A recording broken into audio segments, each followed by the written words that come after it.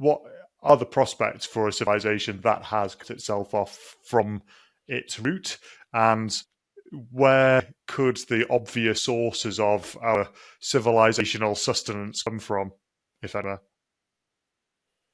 And well, that's extremely. That is a very difficult question. Of course, I always recommend people to read my books. That's the first. Stage of recovery. Click order now, listeners. I don't really have any. I don't have any large-scale predictions. I think the predicament of Britain is particularly bad. It's worse than in France. But France is only 20 years behind us or something like that. And if you ask what we can do about it, or the only thing I've ever been able to come up with is to do our best and not to live by lies, for example, not to accept the absurdities that are now passed for truths. Because actually, there's a very strange paradox.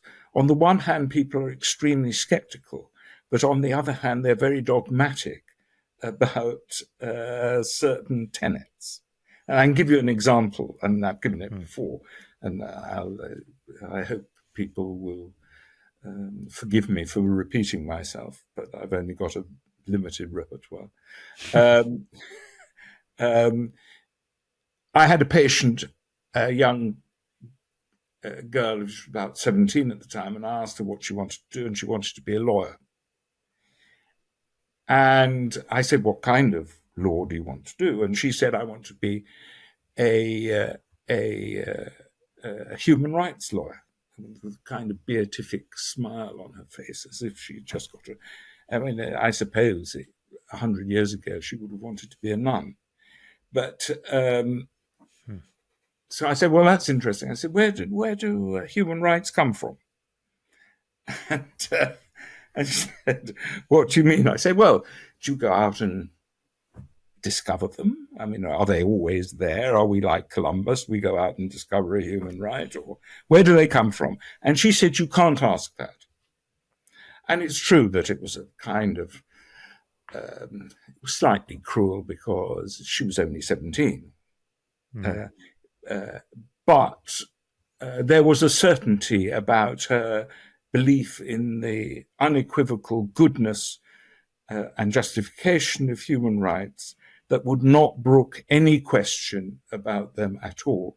And my impression was, and it's only an impression, I can't say that I'm correct, my impression is she would probably go through life, or at least go through a lot of life, including career, never questioning the fundaments of her viewpoint. But on the other hand, if she was on a train and she had put her feet up on the seat and you said to her, I don't think you should put your feet up on the seat, she would immediately turn into a moral philosopher and demand a kind of Archimedean point from which I could prove beyond all possible argument that one shouldn't put one's feet up on a seat in a train. And in fact, more than once I've had that discussion, and people say that their feet are clean, or it's not going to do any harm, in the sense that no one's going to get cholera from it or anything like that.